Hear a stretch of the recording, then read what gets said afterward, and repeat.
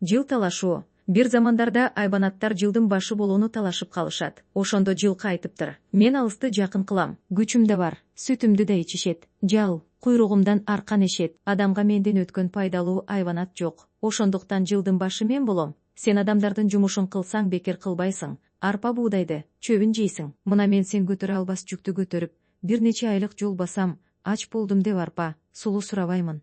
Оозума тийгенди жеп, табылса суу ичип, табылбаса бир нече ай суу ичпестен кете берем. Жыл башы болуу мага ылайык, деди Төө. Мындан кийин уй сөз улады. Адамдар эгин эксе, менсиз экпейт, сүтүмдү ичет, курутмай жыйнайт. Жыл башы болуу мага ылайык, деди. Эми кой сүйлөдү. Мен болбосом, адамдар үйүн эмне менен жабат эле? Кемен тай жасап, шырдак кийизди кайдан алат эле? Сүтүм курутмай, чарбага менден пайдалуу кимиң бар? Итке кезек жетти. Мен болбосом, көңөрдү уурдап, карышкыр жеп кетмек. Мен силерге душман келатса үрүп, абалап кабар берем, деди. Тоок сөз алды. Мен болбосом, эртелеп ойготпосом, адамдар ишине барбай, уктап калышат. Мен таңында туруп кабар берип кыйкырам.